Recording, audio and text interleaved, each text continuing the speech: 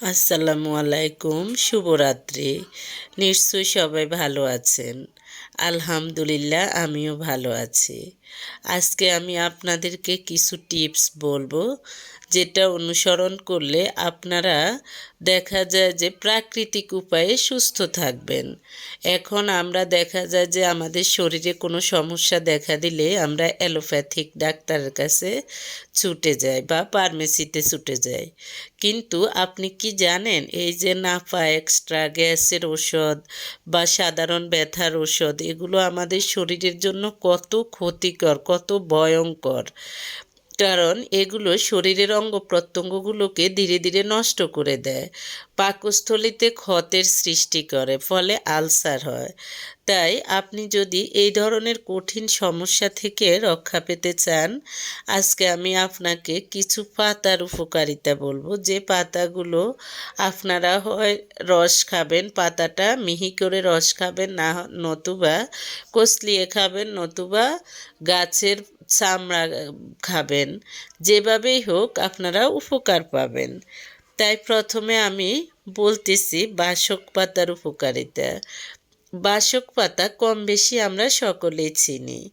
যারা চেনেন না তারা গুগল থেকে সার্চ দিয়ে চিনে নেবেন। তারপর সেটাকে আপনারা আপনাদের কাজে লাগাবেন। বাসক পাতা হলো, প্রথমেই আমরা সকলেই জানি জ্বর, সর্দি, কাশিতে খুব উপকার পাওয়া যায়। এছাড়া কিন্তু আরও অনেক উপকারে আমাদের আসে। আপনারা শুনুন, আমি বলতেছি। কফজনিত শ্বাসকষ্ট উপশম করে, অর্থাৎ দূর করে। প্রস্রাবে জ্বালা পোড়া যাদের আছে তারা বাসক পাতা খাবেন। তারপর হলো জন্ডিস রোগে উপকার পাওয়া যায়। যাদের জন্ডিস আছে তারা এই পাতা কচলিয়ে খাবেন। চুলকানি দূর করে, দাঁতের মাড়ি থেকে রক্ত পড়া বন্ধ করে। তারপর হলো বাসক পাতার চামড়া, রস, সব কিছুই কিন্তু আপনার কাজে লাগবে। তারপর হলো বাসক পাতা কিন্তু গায়ের রং ফর্সা করতেও ব্যবহার করা হয়।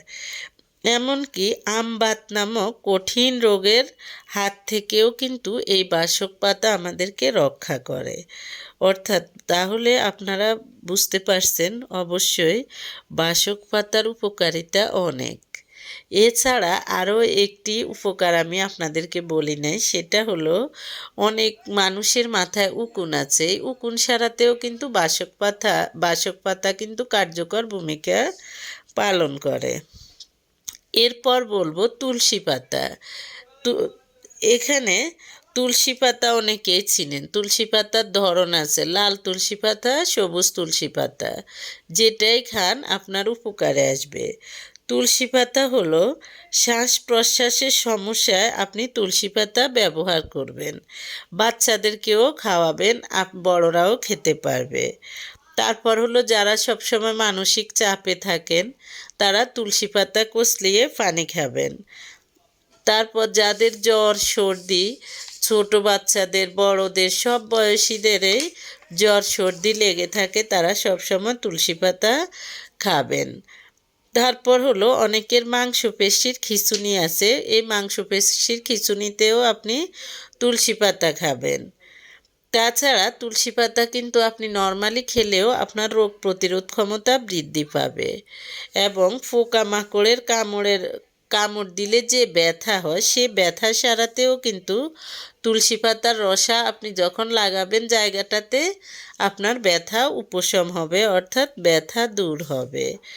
তারপর হলো ত্বকের যাবতীয় সমস্যা দূর করতে কিন্তু তুলসী পাতার অনেক কার্যকর ভূমিকা আছে।